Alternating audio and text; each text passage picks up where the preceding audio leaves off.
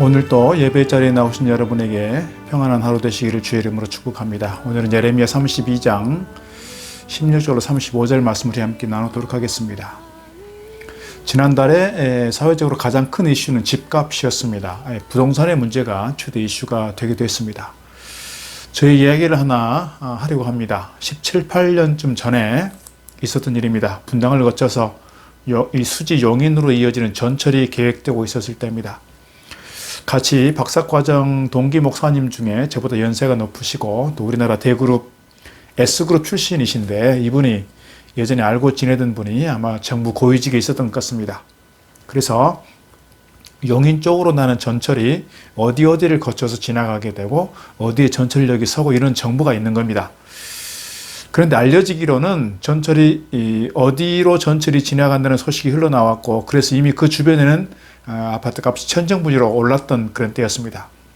그런데 이 목사님께서 알고 있는 정보는 전철이 이 길로 가는 게 아니고 이쪽으로 간다는 것이었습니다.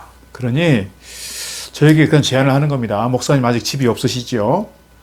생애 최초 대출 인후 이런 게 있으니까 대출 좀 받고 해서 이쪽에 나오는 아파트 하나만 구해 놓으세요. 전세 끼고 하면 아마 4, 5천만 원이면 웬만한 아파트 하나 살 수 있을 겁니다. 그러면 한 2년 내로 분명히 좋은 일이 있을 겁니다. 여러분 같으면 어떻게 하시겠습니까? 제가 부목사 시절이긴 하지만 못해도 이리저리 대출 좀 끼고 하면 4, 5천 정도는 만들 수 있겠더라고요.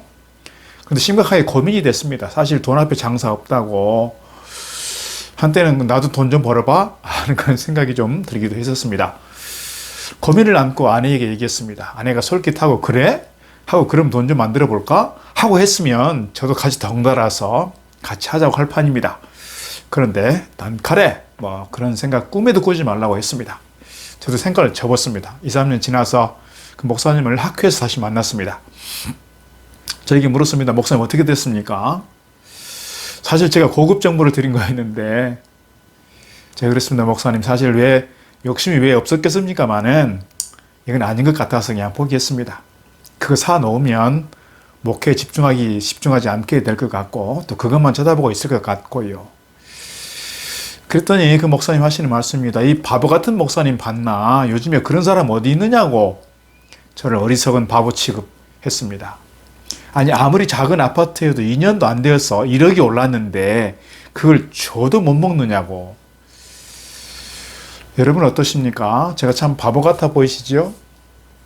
그런데 정말 우리가 신앙 양심을 가지고 산다면 이런 바보쯤 돼야 되지 않을까 그런 마음을 가졌습니다. 제가 그렇게 하는 것이 사실 하나님께서 기뻐하시는 것 같았습니다. 세상의 사람들은 아니 목사님조차도 저를 바보 취급하시지만요. 하나님 보실 때는 그렇게 사는 것이 바른 신앙의 모습이 아닌가 그런 생각을 하게 됐습니다. 오늘 말씀을 보게 되면 예레미야는 이렇게 부동산의 문제에 있어서 전혀 엉뚱한 정말 바보 같은 일을 하고 있습니다. 곧 나라가 망하고 전쟁이 나고 예레미야 당신이 곧 망한다고 하는데 땅을 사는 겁니다. 요즘 우리가 부동산 문제로 말들이 많은 이때에 이때의 그 가치, 이때의 계산으로는 정말 맞지 않는 그런 계산을 하고 있는 겁니다. 지금 사실 예레미야는 지금 시위대 감옥에 갇혀 있습니다. 그에게 사촌이 찾아와서 자신의 땅에 대한 기업 무르기를 요청합니다. 이미 바벨론의 손아귀에 거의 넘어가 있는 한마디로 말해서 투자 가치가 전혀 없는 땅입니다. 그럼에도 불구하고 선지자는 하나님의 명령을 따라서 그 돈을 다 제값을 주고 그 밭을 산단 말이죠.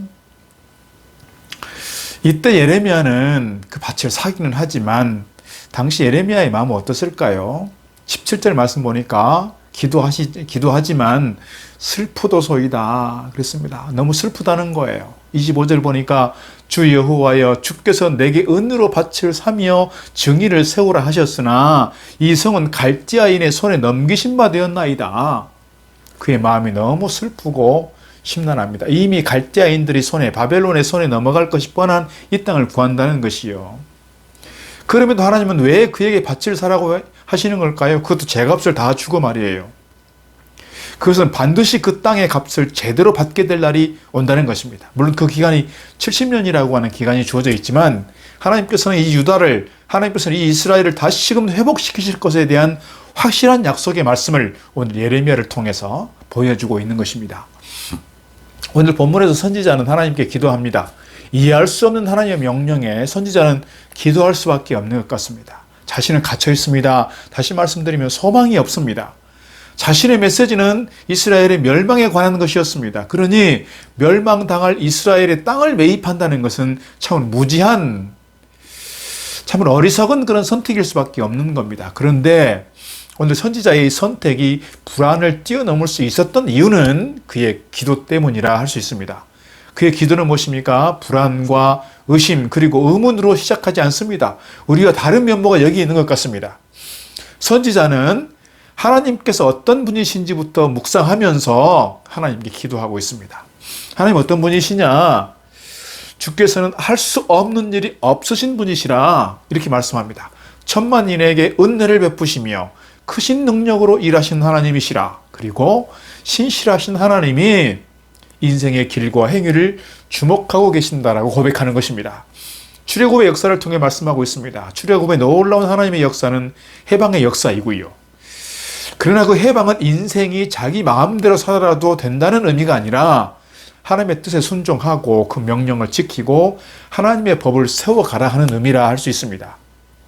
하지만 그 뜻을 저버리고 자신의 욕망을 채울 때 하나님은 그들을 갈대인의 손에 넘기시고 그 말씀대로 그들 가운데 보응하시는 것입니다. 하나님은 여전히 신실하신 하나님이십니다. 27절의 말씀처럼 모든 육체의 하나님이시고 할 수 없는 일이 하나도 없는 능력의 하나님이신 거예요. 다시 말씀드려서 오늘도 우리 모든 육체를 향하신 하나님의 뜻이 있다라고 하는 고백이고요. 그 인생들을 통해서 하나님의 뜻하신 바를 이루시는 그 하나님, 오늘 본문의 말씀을 통해서 예레미야의 고백을 통해서 볼 수가 있습니다. 그런데 문제는 뭐냐면 문제는 하나님이 아니라 우리 인생들이라는 거예요. 하나님의 모든 노여움과 분함과 그 분노를 백성들 가운데 쏟아부으시는 그 이유는 하나님의 변심이 아니라 인생들의 변심, 인생들의 배반, 여기에 원인이 있다는 거예요. 하나님은 여전히 어떤 분이시냐? 여전히 약속의 신실하신 하나님이시고 이스라엘 역사 가운데 함께 하시는 하나님이시고 이스라엘 역사 가운데 은혜를 베푸시는 하나님이시라 이렇게 고백할 수 있는 것입니다. 선지자가 땅을 물으라고 하는 요청 앞에서 깨닫게 되는 것은 무엇이냐? 오늘 이 세상은 저급한 이 자본주의 논리로 인해서 자신의 삶을 만들어가고 있는 것 같습니다. 그래서 이렇게 무너지기도 하고 저렇게 무너지기도 하고, 그러지만 지금이라도 약속을 따라 살아간다면, 기업 무르기를 통해서 드러나는 그 구속의 정신이 회복된다면 하나님의 신실하심은 그 땅 가운데 임하게 될 것이라 하는 것입니다. 세상의 방법이 아니라 하나님의 방법을 선택하게 될 때 하나님의 신실하심은 다시 우리 안에, 우리 역사 가운데 함께 해 주실 줄로 믿습니다. 하나님의 신실하심으로 말이죠. 하나님의 방법이란 바로 그 대세를 따르는 것이 아니라 이 세상의 어떤 가치, 세상의 어떤 방법을 따르는 것이 아니라 하나님의 약속의 말씀을 기억하고 우리 안에 주의 구원하심을 드러내는 것이라 이렇게 말씀드릴 수 있습니다. 오늘 말씀을 보면서 깨닫게 되는 중요한 몇 가지가 있습니다. 우리가 하나님의 뜻을 다 이해할 수 없다는 것입니다. 오늘 위대한 선지자 예레미야도 하나님의 뜻을 몰라서 답답한 때가 있었습니다. 하나님의 말씀을 따라서 시대를 꿰뚫어 보는 눈을 가졌던 이 시대의 예언자 예레미야도 하나님의 뜻을 이해할 수 없을 때가 있었다는 거예요. 지금 바로 오늘 본문의 배경 속에 그때인 것을 볼 수 있습니다. 바벨론이 유다의 심장부인 예루살렘을 침공할 준비를 다 끝난 그때입니다. 자신에게 하나님의 바칠 제값을 다 주고 살아가신 하나님의 명령을 예레미야는 이해할 수 없었어요. 그러나 오늘 예레미야는 그 말씀대로 다 순종한 후에 그리고 나서 하나님께 그 뜻을 묻는 것입니다.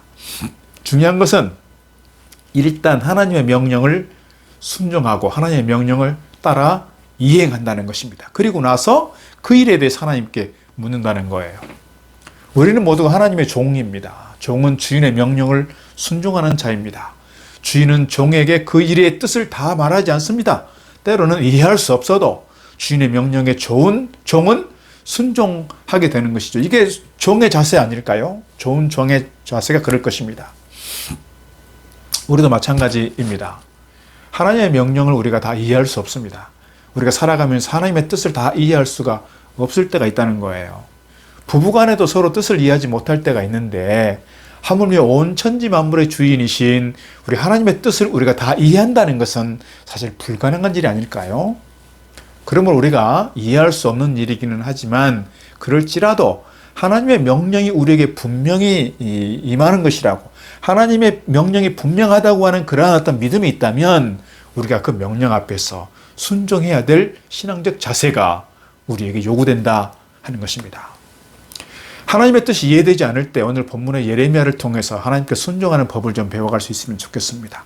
많은 사람들이 자신이 이해하지 못하면 하나님의 말씀이라도 거부하려고 합니다. 이것은 하나님 앞에서 참으로 오만한 태도가 아닐 수 없습니다.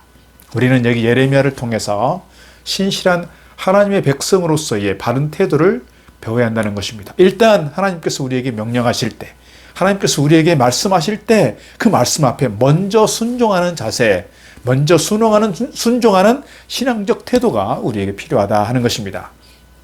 우리가 따져야 될 부분은 그 명령이 하나님의 뜻에 맞느냐 하는 점이지요.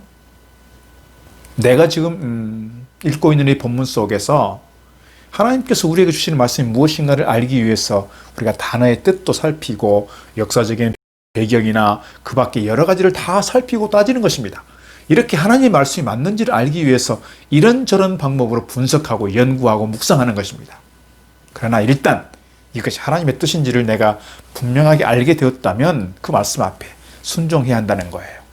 우리에게는 순종할 권리밖에 없다는 것입니다. 그리고 나서 이해가 되지 않는 부분들에 대해서 기도를 하고 하나님께 묻고 기도하는 한이 있더라도 먼저 우리가 순종하는 자세를 배워야 할 것입니다. 이것이 우리가 예레미야로부터 배우는 바른 신앙생활의 습관이다, 이렇게 말씀드릴 수가 있겠습니다. 우리를 향한 하나님의 뜻이 무엇인지 바르게 분별할 수 있도록 기도하고 일단 하나님의 뜻이 무엇인지 알게 되었다면 즉시 그 말씀에 순종하는 삶, 오늘 우리가 말씀을 통해서 배워가는 귀한 시간 되기를 주의 이름으로 축복합니다. 오늘 이 하루의 삶도 저 여러분 가운데 하늘의 풍성한 은혜와 평강이